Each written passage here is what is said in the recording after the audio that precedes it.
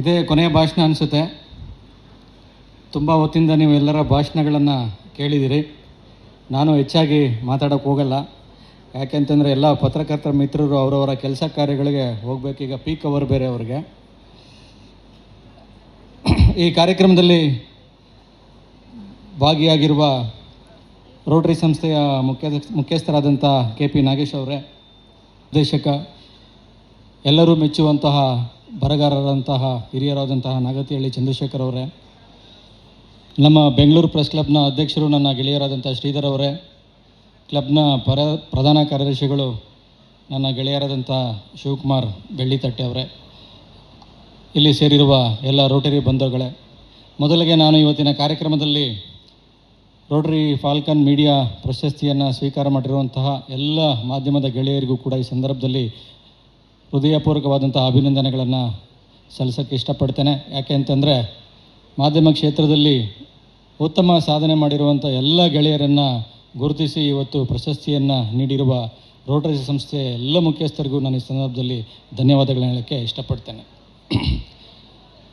ನಾನು ಚಿಕ್ಕವನಾಗಿದ್ದಾಗ ರೋಟರಿ ಸಂಸ್ಥೆ ಹೆಸರು ಕೇಳಿದ್ದೆ.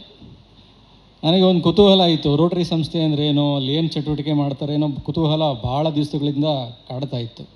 ನಮ್ಮೂರು ಕೋಲಾರ, ಅಲ್ಲಿ ಕೂಡ ಒಂದು ರೋಟರಿ ಕ್ಲಬ್ ಇತ್ತು. ನಾನು ಸ್ಟೂಡೆಂಟ್ ಆಗಿದ್ದ ಸಂದರ್ಭದಲ್ಲಿ ಒಂದು ಕಾರ್ಯಕ್ರಮವನ್ನು ರೋಟರಿ ಸಂಸ್ಥೆಯಲ್ಲಿ ಏರ್ಪಾಡು ಮಾಡಿದರು. ಅವತ್ತಿಂದ ಇವತ್ತಿನವರೆಗೆ ನಾನು ರೋಟರಿ ಸಂಸ್ಥೆ ಎಲ್ಲ ಚಟುವಟಿಕೆಗಳನ್ನು ಗಮನಿಸ್ತಾನೆ ಬಂದಿದ್ದೇನೆ. ರೋಟರಿ ಸಂಸ್ಥೆಯ ಮುಖ್ಯ ಉದ್ದೇಶ ಸ್ವಾರ್ಥವಿಲ್ಲದ ಸೇವೆ. ಇವತ್ತು ನಮ್ಮ ಸಮಾಜದಲ್ಲಿ ನಾವು ನೋಡ್ತಾ ಇದ್ದೀವಿ, ಎಲ್ಲ ಕಡೆ ಸ್ವಾರ್ಥ ಮನೋಭಾವನೆ ಹೆಚ್ಚು, ನಾನು, ನನ್ನದು, ನನಗೋಸ್ಕರ ಅಂತ. ಸಮಾಜಕ್ಕಾಗಿ ನಾವು ಏನು ಮಾಡ್ತಾಯಿದ್ದೀವಿ ಅನ್ನೋ ಪ್ರಶ್ನೆ ಬಂದಾಗ ಬಹುತೇಕ ಜನರಲ್ಲಿ ಉತ್ತರನೇ ಇರೋದಿಲ್ಲ. ಎಲ್ಲವನ್ನು ಮೀರಿ ಬೆಳೆದಿರುವಂತಹ ರೋಟರಿ ಸಂಸ್ಥೆ ಇವತ್ತು ಸಮಾಜಮುಖಿಯಾಗಿ ಹಲವಾರು ಕೆಲಸ ಕಾರ್ಯಗಳನ್ನು ಮಾಡ್ಕೊಂಬರ್ತಾಯಿದೆ. ಆಗಲೇ ತೋರಿಸಿದ್ರು ಸ್ಕ್ರೀನ್ ಮೇಲೆ ಮುಂದಿನ ಕಾರ್ಯಯೋಜನೆಗಳೇನು ರೋಟರಿ ಸಂಸ್ಥೆ ಇದು ಅಂತ. ನನಗೆ ನಿಜವಾಗ್ಲೂ ಕೂಡ ಆಶ್ಚರ್ಯ ಆಯಿತು. ಯಾಕೆ ಅಂತಂದರೆ ಈ ಸಂಸ್ಥೆ ಶಿಕ್ಷಣ, ಆರೋಗ್ಯ ಮತ್ತು ಪರಿಸರ ವಿಚಾರದಲ್ಲಿ ಮೊದಲಿಂದ ಕೂಡ ತನ್ನದೇ ಆದಂಥ ಚಟುವಟಿಕೆಗಳನ್ನು ನಡೆಸ್ಕೊಂಬರ್ತಾ ಇದೆ. ಇವತ್ತು ಎಲ್ಲರಿಗೂ ಅಗತ್ಯವಾದಂಥದ್ದು ನೀರು. ಆ ನೀರಿನ ವಿಚಾರದಲ್ಲಿ ನಮ್ಮ ಅನಿಲ್ ಗುಪ್ತಾ ಸಾರ್ ಅವರು ಹೇಳಿದ್ರು, 1 ಬಿಲಿಯನ್ ನೀರಿನ ಕನಸು ಅಂತ. ಎಷ್ಟು ಒಳ್ಳೆಯ ಕಾರ್ಯಕ್ರಮ. ಆ ಕಾರ್ಯಕ್ರಮ ಸ್ಟಾರ್ಟ್ ಆಗ್ತಿರೋದು ಕೂಡ ನನ್ನೂರು ಕೋಲಾರ ಜಿಲ್ಲೆಯಿಂದನೇ. ಕೋಲಾರ ಅಂತಂದರೆ ನಿಜವಾಗ್ಲೂ ಬರಪೀಡಿತ ಜಿಲ್ಲೆ. ಇವತ್ತು ನಮಗೆ ಮಳೆ ಕೊರತೆ ಇದೆ, ನೀರಿನ ಕೊರತೆ ಇದೆ. ಆದರೂ ಕೂಡ ಅಲ್ಲಿನ ರೈತರು ಇವತ್ತು ಕಷ್ಟಪಟ್ಟು ವ್ಯವಸಾಯ ಮಾಡೋದನ್ನು ನಾವೆಲ್ಲರೂ ಕೂಡ ನೋಡ್ತಾ ಇದ್ದೀವಿ. ನನ್ನ ಜಿಲ್ಲೆಯ ರೈತರಿಗೋಸ್ಕರ ಸರ್ ನೀವು ಒಂದು ಒಳ್ಳೆಯ ಕಾರ್ಯಕ್ರಮವನ್ನು ಮಾಡ್ತಾಯಿದ್ದೀರಿ. ನನ್ನ ಜಿಲ್ಲೆಯ ಜನತೆಯ ಪರವಾಗಿ ನಾನು ನಿಮಗೆ ವಿಶೇಷವಾದಂಥ ಅಭಿನಂದನೆಗಳನ್ನು ಸಲ್ಲಿಸೋಕ್ಕೆ ಇಷ್ಟಪಡ್ತೇನೆ. ಜೊತೆಗೆ ಪರಿಸರ ವಿಚಾರದಲ್ಲೂ ಕೂಡ ಸಸಿ ನೆಡುವಂಥ ಕಾರ್ಯಕ್ರಮವನ್ನು ಮಾಡ್ತಾಯಿದ್ದಾರೆ. ನಿಜಕ್ಕೂ ಕೂಡ ಇವತ್ತು ನಾವು ಪರಿಸರದಲ್ಲಿ ಏನೇನು ಆಗ್ತಾಯಿದ್ದೀವಿ ಅಂತ ಎಲ್ಲ ನೋಡ್ತಾನೆ ಇದ್ದೀವಿ. ಇವಾಗ ಜುಲೈ ತಿಂಗಳು ಅಂದರೆ ಇದು ಮುಂಗಾರಿನ ಸಮಯ. ಮಳೆಗಾಲದಲ್ಲೂ ಕೂಡ ನಾವು ಸೆಕೆಯನ್ನು ಅನುಭವಿಸ್ತಾ ಇದ್ದೀವಿ ಅಂತಂದರೆ ಪರಿಸರ ವಿಚಾರದಲ್ಲಿ ಎಷ್ಟು ವೈಪರೀತ್ಯಗಳಾಗ್ತಾ ಇದ್ದಾವೆ ಅನ್ನೋದನ್ನು ನಾವೆಲ್ಲರೂ ಕೂಡ ಇವತ್ತು ನೋಡ್ತಾನೆ ಇದ್ದೇವೆ. ಈ ವಿಚಾರದಲ್ಲೂ ಕೂಡ ರೋಟರಿ ಸಂಸ್ಥೆಯವರು ಕಾರ್ಯಕ್ರಮಗಳನ್ನು ಹಾಕ್ಕೊಂಡಿರೋದು ನಿಜವಾಗ್ಲೂ ಕೂಡ ವಿಶೇಷ ಅಂತ ನಾನು ಈ ಸಂದರ್ಭದಲ್ಲಿ ಹೇಳೋಕ್ಕೆ ಇಷ್ಟಪಡ್ತೇನೆ. ಈ ಸಮಾಜ ಸೇವೆ ಅಂತಂದರೆ ಸಮಾಜ ಸೇವೆಯಿಂದ ಬಡವರಿಗೆ ಅನುಕೂಲ ಆಗೋದಷ್ಟೇ ಅಲ್ಲ, ಅವರ ಆರ್ಥಿಕ ಪರಿಸ್ಥಿತಿ, ಜೀವನ ಮಟ್ಟ ಕೂಡ ಸುಧಾರಿಸ್ತದೆ. ಜೊತೆಗೆ ಒಂದು ಸಮಾಜದಲ್ಲಿ ಒಂದು ಐಕ್ಯತೆ ಬೆಳೀತದೆ. ಇವತ್ತು ನೀವೆಲ್ಲ ಕೂಡ ಉದ್ದಿಮೆದಾರರಾಗಿರ್ಬೋದು, ಬೇರೆ ಬೇರೆ ಕೆಲಸ ಕಾರ್ಯಗಳಲ್ಲಿ ತೊಡಗಿರ್ಬೋದು, ಅದರಲ್ಲೇ ನೀವು ಬ್ಯುಸಿಯಾಗಿರ್ಬೋದು. ಆದರೂ ಇವತ್ತು ನೀವು ಸಂಸ್ಥೆಗೆ ಬಂದು ಸಮಾಜ ಸೇವೆಯಲ್ಲಿ ನೀವು ಯಾಕೆ ಕೈ ಜೋಡಿಸಿದ್ದೀರಾ ಅಂತಂದರೆ ನಮ್ಮಿಂದ ಸಮಾಜಕ್ಕೆ ಏನಾದರೂ ಸಹಾಯ ಆಗಲಿ, ಅದರಿಂದ ದುರ್ಬಲ ವರ್ಗದವರಿಗೆ, ಬಡವರಿಗೆ ಅನುಕೂಲ ಆಗಲಿ ಅನ್ನೋ ದೃಷ್ಟಿಯಿಂದ ನೀವೆಲ್ಲ ಸೇರಿ ಒಟ್ಟಿಗೆ ಕೆಲಸ ಮಾಡ್ತಾಯಿದ್ದೀರಾ. ಇದರಿಂದ ಒಂದು ಒಳ್ಳೆಯ ಬಾಂಧವ್ಯ ಬೆಳೀತದೆ. ಇವತ್ತು ನಮ್ಮಲ್ಲಿ ಯಾವ ಕೊರತೆ ಕಾಣ್ತಾ ಇದೆ ಅಂತಂದರೆ ನಮ್ಮಲ್ಲಿ ಇವತ್ತು ಮಾನವೀಯ ಮೌಲ್ಯಗಳು ಮತ್ತು ಬಾಂಧವ್ಯ ಇವೆರಡೂ ಕೂಡ ಹುಡುಕುವಂಥ ಪರಿಸ್ಥಿತಿ ಎಲ್ಲ ಕಡೆ ನಿರ್ಮಾಣ ಆಗಿದೆ.